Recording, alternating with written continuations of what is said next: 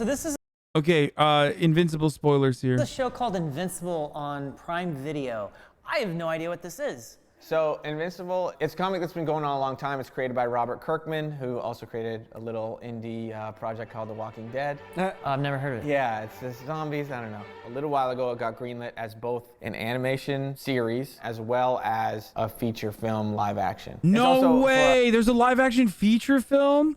A more adult-oriented demographic. I talked about it earlier today. I love Invincible. Seen a lot of adult animation in the US. That's why anime is so cool. Is like anime is not the genre. It's just like how they do it. Man, Flash is coming out of nowhere a lot.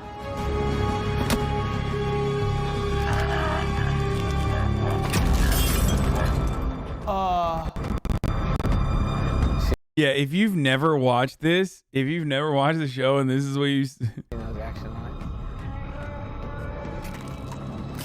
I told you guys there's a spoiler. It's a huge spoiler.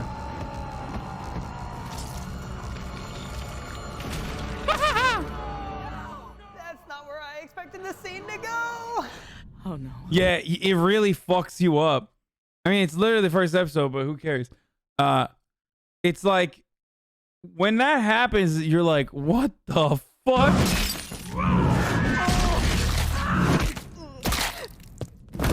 Oh my god.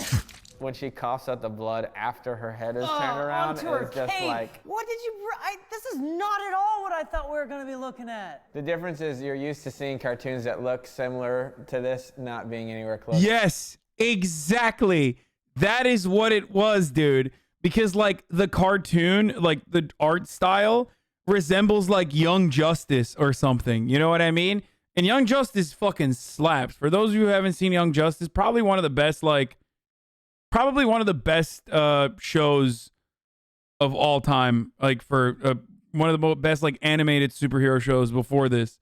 So it's very good.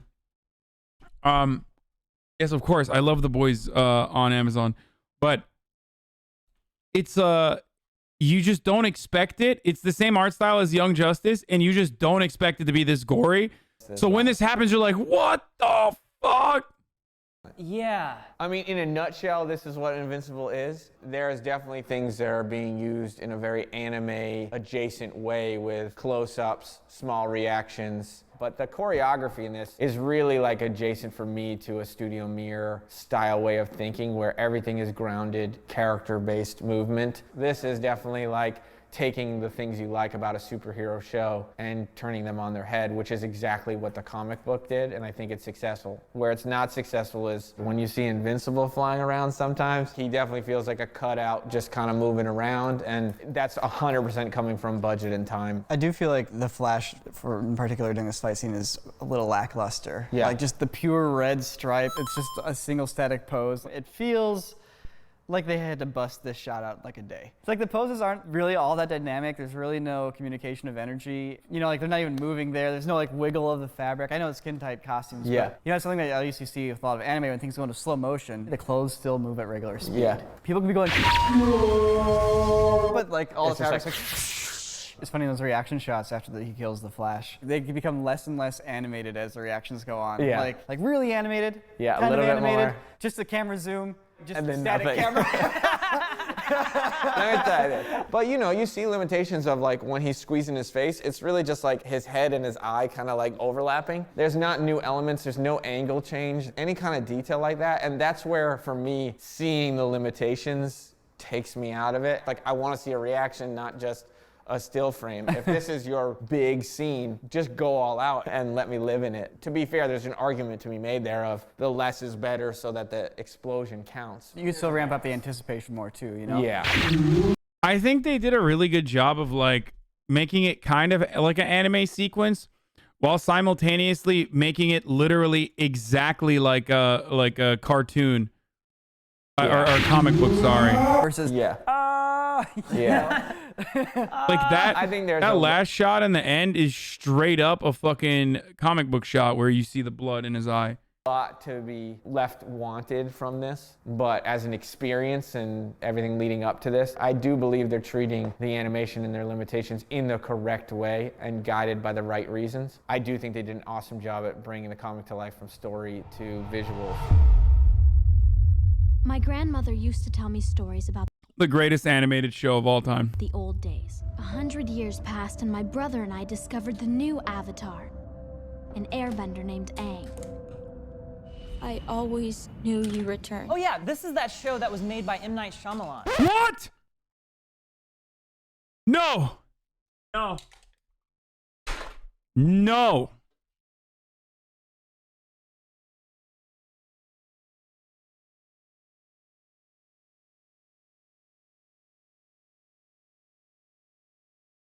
That's it. I'm unsubscribing from the Corridor crew, boycotting them, disliking the video. Yep, this is the one. Are you ready? I'm reporting it. I'm reporting it. I'm reporting it to the authorities. John Mulaney and Olivia Munn are dating? Are you fucking... Oh, I hate him. Oh my god, dude. Really? God, Olivia Munn is so hot.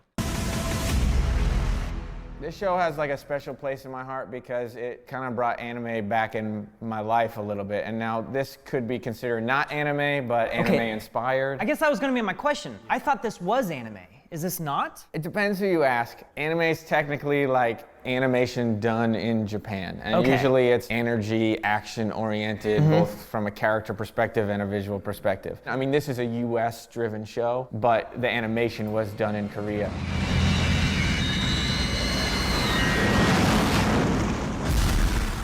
At the time when this came out, there was nothing else like it. It really pushed everything for cartoons. It pushed storytelling in a whole new direction. It pushed Literally the greatest of all time. She's overrated. A woman with any nerdiness and guys will blow a load. Or she's very attractive.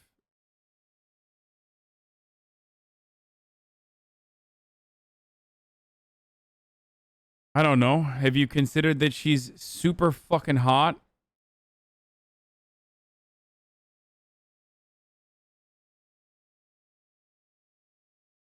Crazy. Cowboy Bebop, Monster, and Brotherhood are better than Avatar? Shut up, dude. the idea of like serialized major animation, especially on a channel like Nickelodeon. Yes, better than Full Metal Alchemist Brotherhood. Yes.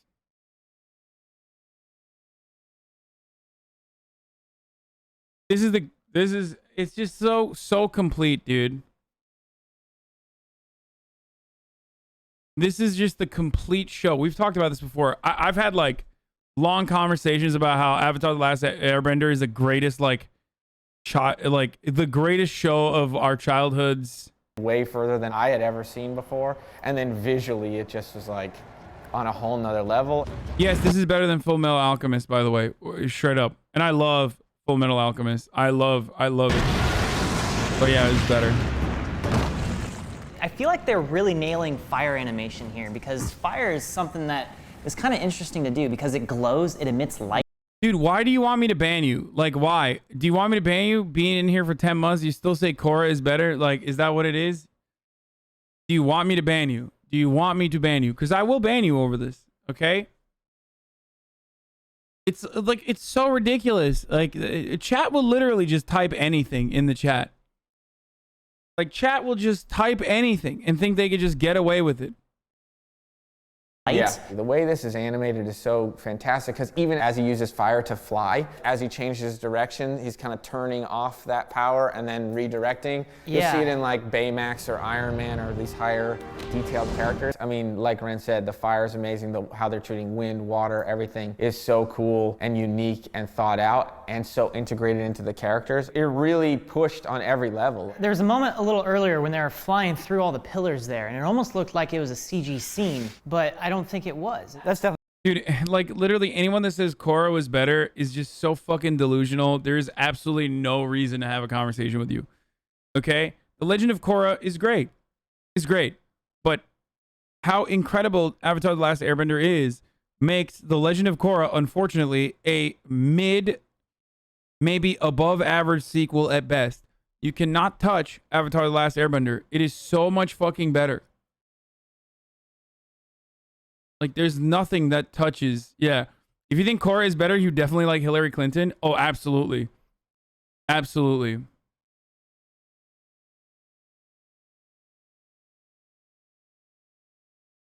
Definitely CG. Was it? I mean, CG in the sense of they're probably 2D cut. Hasan, why no spoiler alert? What, for Avatar: The Last Airbender, you fucking idiot? I might as well spoil the Bible for you at this point. It's like 20 years old. Shut up. Outs in a 3D space. Yes. Here, let me actually elaborate further. That's when Aang is fighting the Fire Lord. Okay? It's one of the last fighting sequences in the entire fucking 20-year-old show. If you haven't seen it at this point, then shut the fuck up. Almost looked like it was a CG scene, but Okay? If you haven't watched it at this point, then sorry, dude. Like,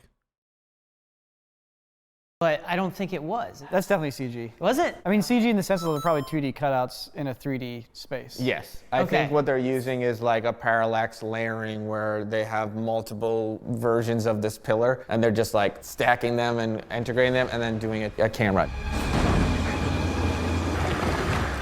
Something that I think people just take for granted when watching this or don't really think about is air. You know, he's the airbender, he's bending air, so you have to somehow demonstrate and animate air, but it's something that's invisible. And so you have a lot of these creative liberties where it's like, oh, we'll just make the air kind of like transparent water in a way. We'll have white action lines for the movement. And like we've all learned. my hot take is that the final battle sequence is probably the, like, least impressive part of Avatar: The Last Airbender as an entire franchise, by the way. Like, you can get mad at me all you want, but like, it's literally just not, like, it was whatever. Azula and Zuko's last fight is the best. Anything that is with Azula and the other two ladies is fucking awesome.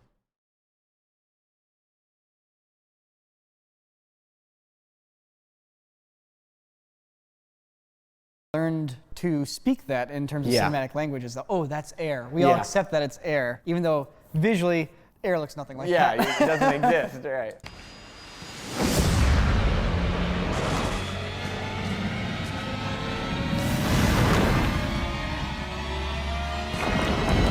This was cool.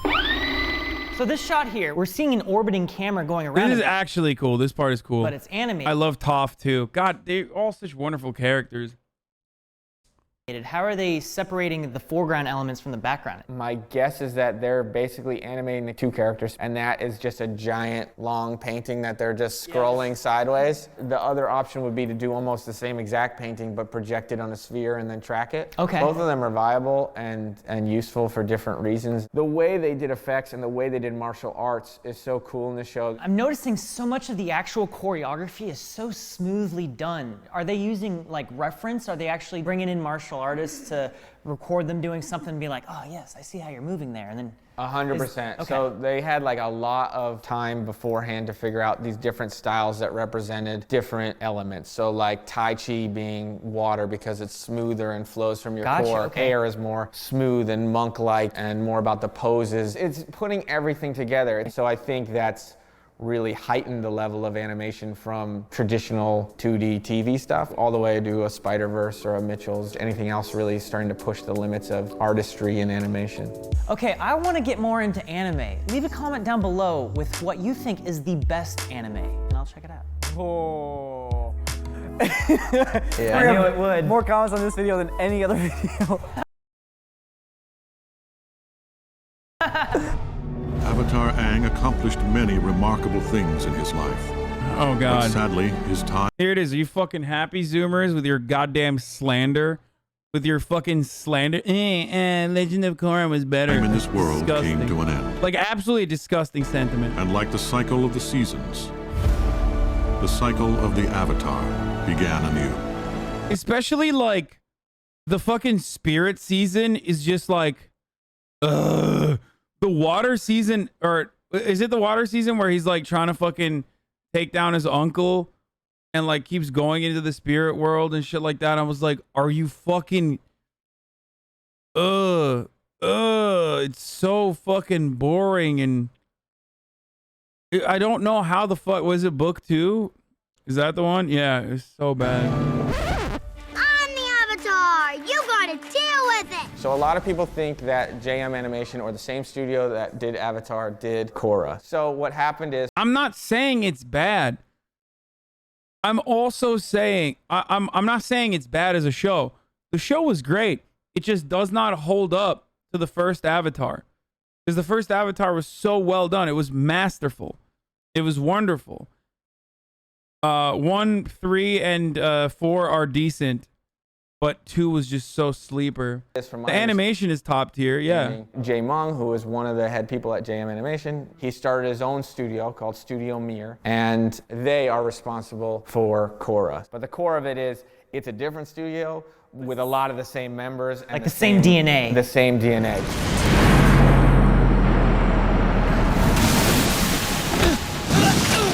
Like the movement and how they're doing everything is just at another level. Like the amount of martial arts reference being used in a clever way mixed with the bending. In Korra, they start experimenting of like, if you have fire or can produce heat, what could you do to metal? And so you're getting to experience fight sequences that are using elements in a new and exciting way, martial arts in a new and exciting way, and their environments in a new exciting way. And then visually, just the frame count like I talked about before. I mean, we're talking jumping from 3,000 to 4,000 drawings an episode. This is close to 15 to 20,000 an episode. I'm definitely noticing the detail and the layers going on here. There's a lot going on. It's just crazy. You're also gonna see Zahir is straight up greatest fucking villain though.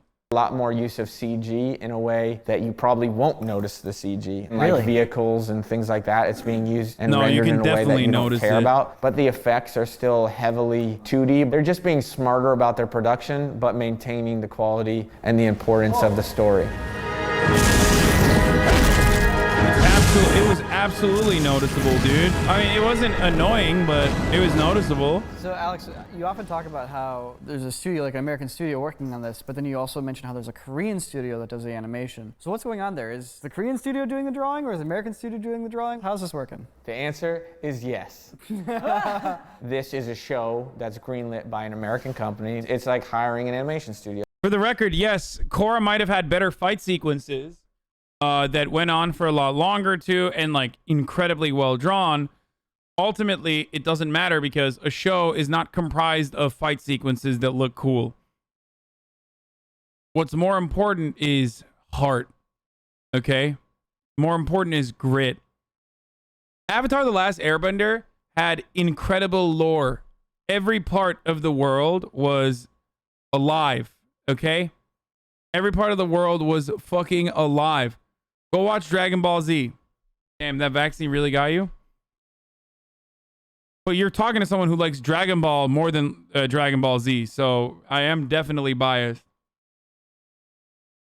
It's just they happen to be in Korea. A lot of the pre-production or front end of stuff usually happens wherever it's being greenlit, and then you decide where that shifts and how much that shifts. No, I hated the political allegories that came along with it because it was literally the most centrist lib shit you could find.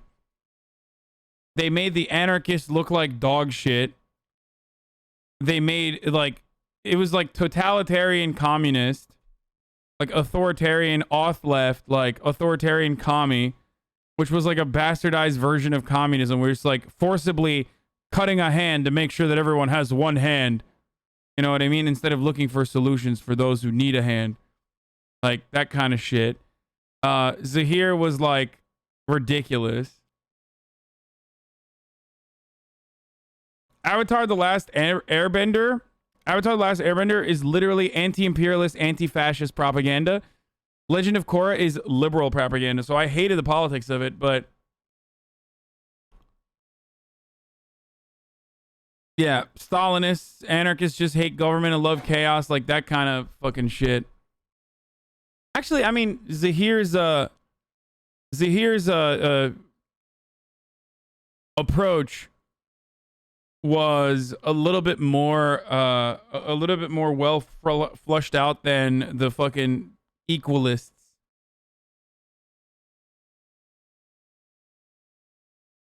So it could shift entirely to Studio Mir to do awesome boards because they have the artists and they have. I think the thing that triggers me the most though is that Toph became a cop, and she's like one of my favorite characters. I think that's probably why I'm like annoyed with Korra a lot.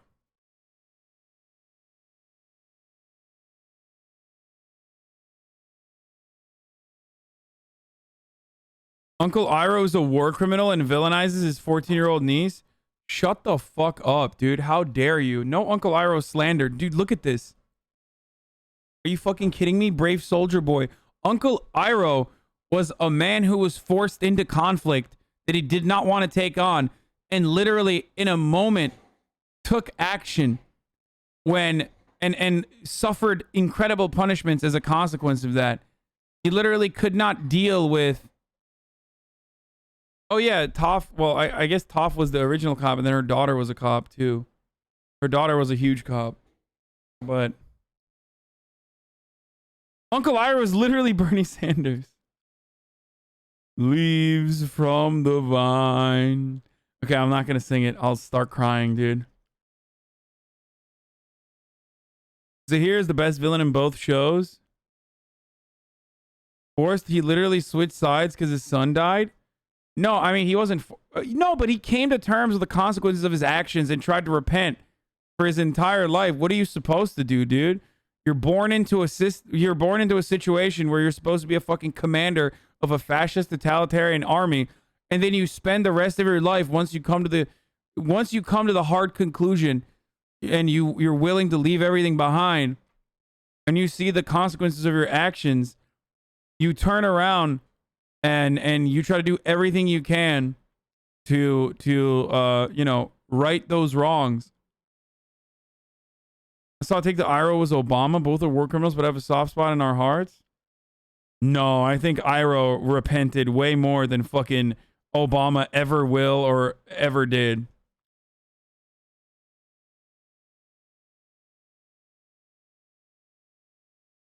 I like Iroh, but he did make light of the bossing Say Siege during Zuko alone flashbacks.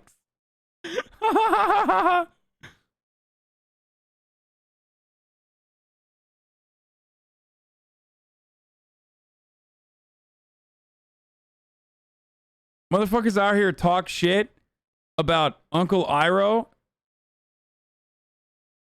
whereas like the dude literally was like, yeah, fuck America. Like he pulled a Pat Tillman. Okay? Like he literally pulled a Pat Tillman.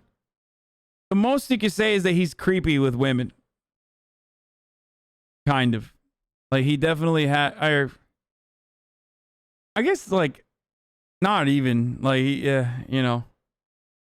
older character that's like always gonna be a sex pest. That's just the anime trope. You are not supposed to forgive Iroh. You are supposed to sympathize with his guilt. He never asked for forgiveness.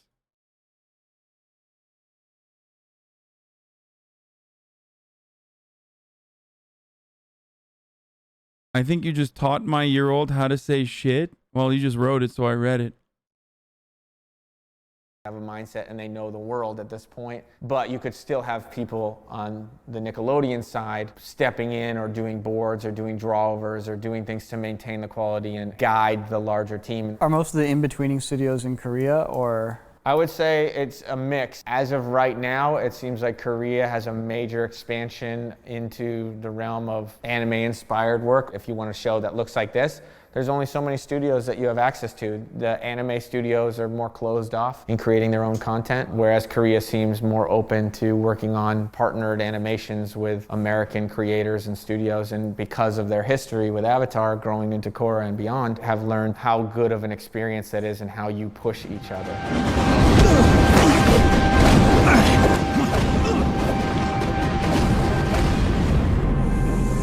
He's the coolest villain, straight up. Avatar and Korra introduced this kind of new stylization, which is much more difficult and detailed than something like Adventure Time or Steven Universe.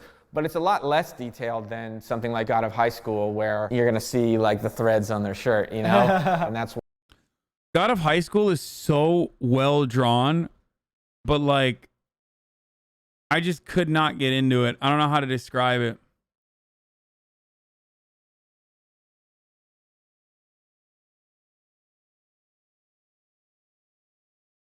It's just like not good. The story is like they took something that's like pacing is dog shit too. Yeah. They took I feel like it's just they have so much potential with how well drawn it is. And then they were just like, fuck it. I mean, even like high schoolers battling it out and shit like that. That's kind of cool too. Like, I mean, dude, I love Yu Yu Hakusho. And, you know, it's like there's an entire tournament arc. I love tournament arcs. Hunter x Hunter had Hunter x Hunter's my favorite arc for Hunter x Hunter was the York New one.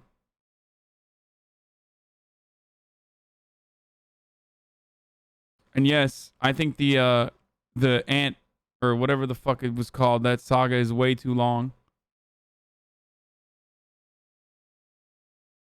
So this is definitely my community. No, Chimera Ant was best. No, it wasn't. It was far too long, dude. Chimera Ant is literally the most overblown, overcomplicated, longest fucking arc in any anime. But then again, I've never watched One Piece, so I don't know. It's just so fucking long, dude. It's so long, and every fucking Hunter x Hunter fan just like is so annoying about it. Like, hey, it's the best. Hey, there's such complex characters. Hey, like, yeah, dude. Okay, I got it, dude. Yeah, you know what you sound like? You sound like the dudes who were like, yeah. I watched Lord of the Rings, the extended edition with the director's cut that actually adds 90 minutes to each movie. And I like to watch it in a row. Like, okay, dude, you're punishing yourself. Sick. That's great.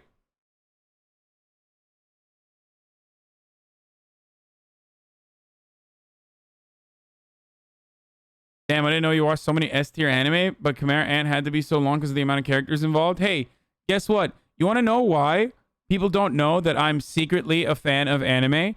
Because I don't fucking constantly behave in the most annoying way possible or even gatekeep shit when other people are like, oh, I want to learn about anime. What can I watch to start?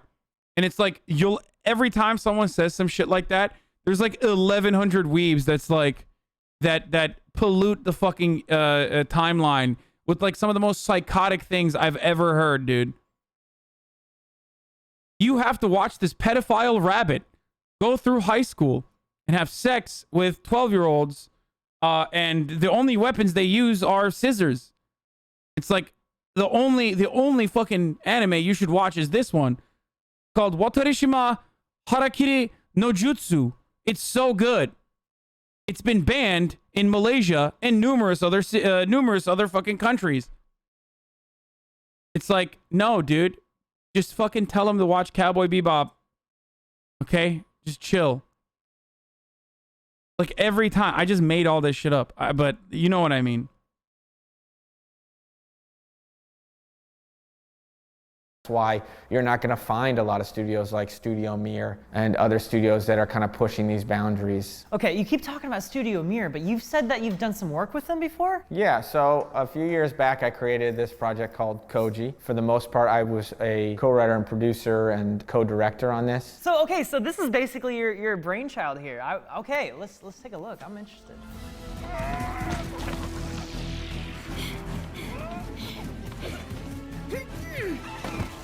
For me, Koji was a passion project. I envisioned a certain way, and I was like, I can just chip away at this for the rest of my life and be okay with it, you know? My thoughts were, if I want to make this into a series, I need to know how much money it would cost. Oh yeah, classic tweet, exactly. Anime fans literally can't help themselves and just adjust to the expectations of the person that's diving into anime for the first time. People are replying to Jim Belushi asking about anime with wild shit like flat-chested werewolf girl who's nude just for fun. Just say Cowboy Bebop. Nani? Someone wants to dive into anime? Anime? They will probably love my favorite anime about a boy rabbit who gets his powers from groping schoolgirls. Oh my god, that's so close to what I originally tweeted out. I just realized. Gets his powers from groping schoolgirls, and then he fights intergalactic crime with his older, busty companion. Basically the same joke, but not as well. Top tier animes are Cowboy Bebop. Top tier normie animes are Cowboy Bebop, Samurai Champloo, and Death Note. Maybe Full Metal Alchemist. They're all short, easy to follow, incredibly well dubbed, and have minimal weird shit. Then you can move on to other stuff. Did you ever watch Berserk? Yes. I like Space Dandy as well. I love Space Dandy. I don't like Castlevania. This is the only point of contention amongst Will and myself. Okay? I do not like Castlevania. I'm sorry. Will loves Castlevania, and I do not like it. I don't like the Netflix animes. I didn't even like fucking Yasuke, okay? Yasuke is such a hit. It's such a fucking opportunity to make an awesome anime, and they still fucking boofed it. Netflix animes are not good. Sorry.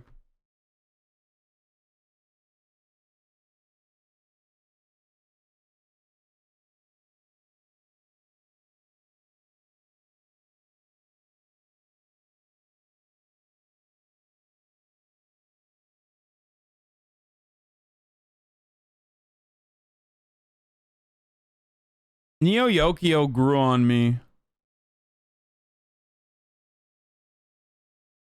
Will is a film major. Pago, your opinion is wrong. Oh, fucking senpai sauce. More like simpai sauce, dude. Fucking simp Andy over here. We get it, bro. You moderate for Will, okay? We got it.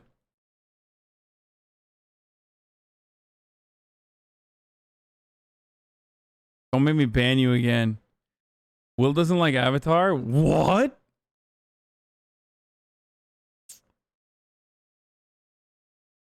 Avatar dog shit, plot introduced too early. Within the first couple episodes, we have an idea of the whole series will be about. Don't nobody care about no white boy with an arrow on his head. Disrespect, dude.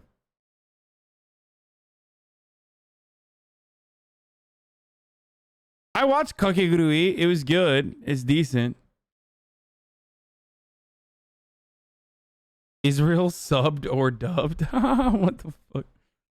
Yo. Israel's a mecha anime. That and Attack on Titan is a mecha anime are two of my best takes, dude. This and Attack on Titan is a mecha anime are two of my best all-time animes.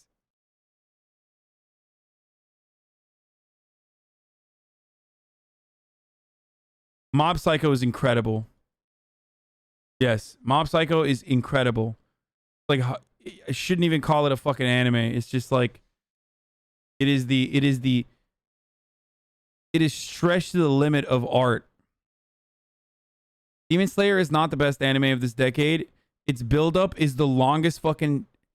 No, Demon Slayer is good if you're a baby, okay? Are you a baby? Okay, great. Demon Slayer, great. Like, I hate that I had to watch 17 fucking episodes for it to, like, finally get to a point where I'm like, oh, this is actually starting to get good.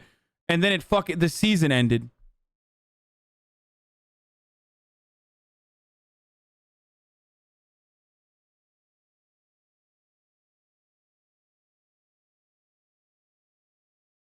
Kill la Kill is an incredibly unique concept until you start feeling dirty when you recognize what you're watching, which is a high school girl whose bathing suit is alive and gets more powerful when the bathing suit gets tinier and more naked. And the high school girl literally fucking hangs out with her naked professor, who is always naked and also creepy. Don't shush me. You know I'm right. It's actually a fucking cool ass concept. But then you're like, this is kind of weird.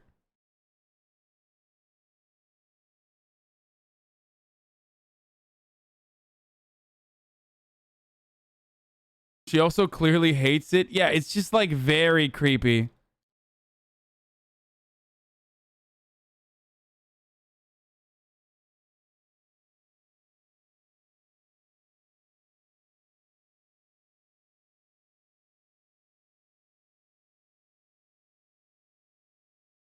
No one I respect watches One Piece except for Megan Thee Stallion.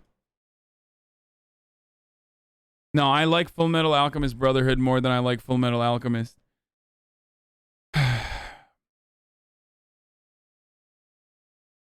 It's just so much better drawn. Sorry. Literally just a gigantic difference.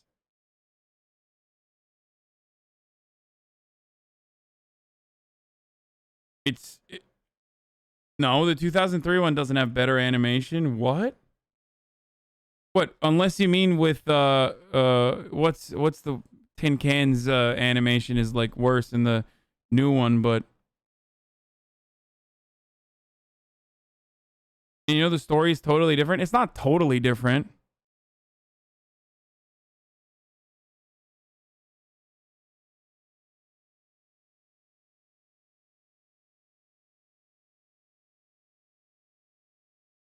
Brotherhood kind of rushes through the Nina arc though, which kind of sucks compared to the OG. Have you watched Eden of the East? Thank you, Shas Cool, for the 4 tier 1 gift subs. Oh, in this entire conversation about animes and shit, I totally forgot that it's top of the hour, which means there's a 60-second ad break here, boys. We're going to get back to the animators react to bad and great cartoons. Baki is great too, yes. Baki is actually good. It's not Netflix made though. I think Netflix bought the rights to it, didn't they?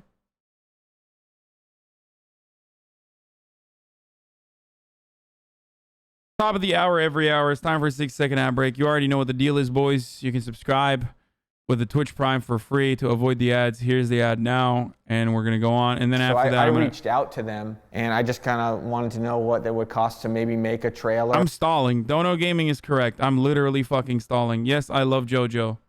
Except for JoJo Part 1, which was fucking boring, even though it literally lays out the entire background for the anime itself. But it is such, like, I'm an honest person, and I tell people, like, listen, JoJo, if you want to get into it, like, you have to watch Part 1, but just know that it's not good. It's going to get so much better.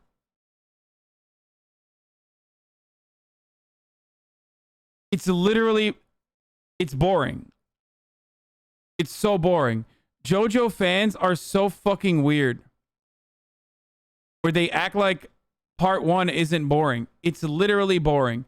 Many people probably stop after Part 1 because of how fucking boring it is.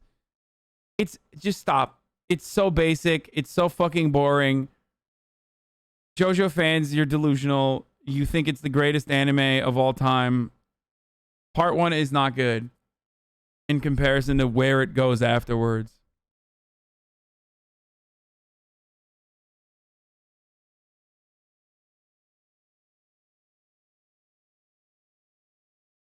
Hot take, Invincible is a 6.5 out of 10, and the only reason people like it is the subversive splatter porn.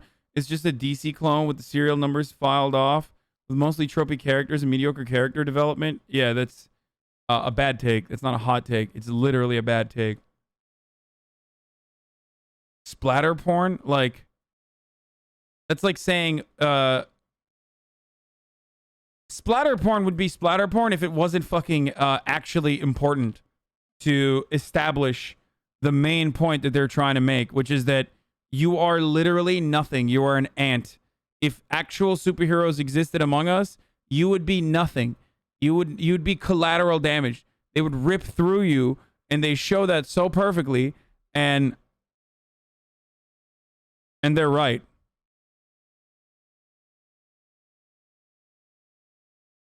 JoJo's anime is okay from second part, but the manga is straight up great from the beginning to end. A pilot. We ended up making this little trailer of Koji from the original idea.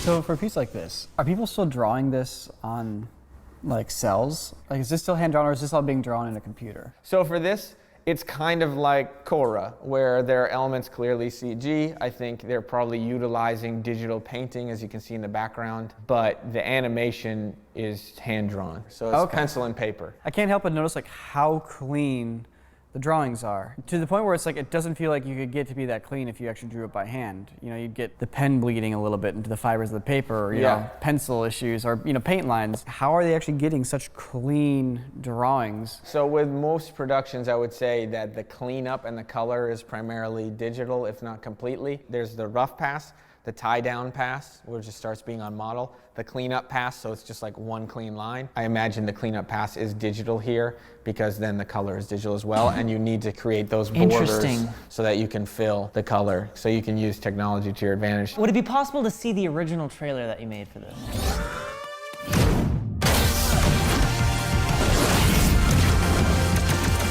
Or you know this is a hashtag ad. I've never heard of this. What is it? This is kind of like the pitch piece. Yeah. But then got turned into basically a bigger pitch piece. Yeah, exactly. I really was using a piece for a long time, the Guardians of the Galaxy commercial for Disney XD. The way it used camera moves and the way it flowed, but I was after that kind of style. I just lucked out into stumbling into that artist. His name is Maxime Delande. He just like nailed this.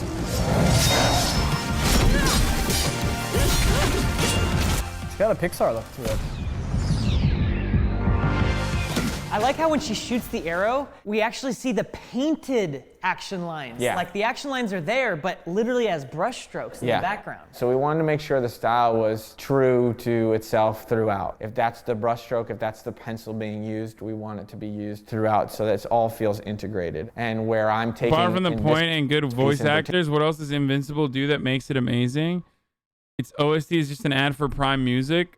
First of all, its OST is still very good regardless of whether it's an ad for Prime Music or not. And it has a compelling fucking story. Like, I don't know what you want. And there is character development. Like, I don't want to spoil it too much. Particular, like from a Pixar aesthetics and appeal, just because it's been ingrained in me throughout what I've been exposed to the most, and bringing elements that I like from anime without losing like the story elements of a Pixar movie or character elements from these high level like DreamWorks and Disney. All I have is nice things to say about Studio Mir and our work together on this. I grew so much artistically from this experience, but their team really just took it to another level.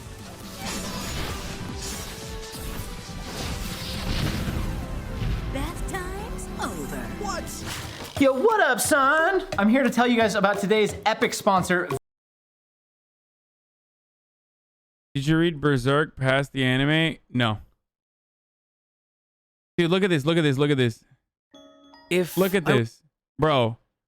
Even the fucking video that's trying to convince you to watch/read One Piece is 32 minutes long. Like, why the fuck? Only One Piece fans are going to sit through a 32-minute long video about why they should watch One Piece so they can send it to all of their friends who, of course, also are One Piece fans because they have no friends outside of that, because it's impossible to simultaneously watch the longest show of all time and develop relationships outside of like knowledge of the show itself.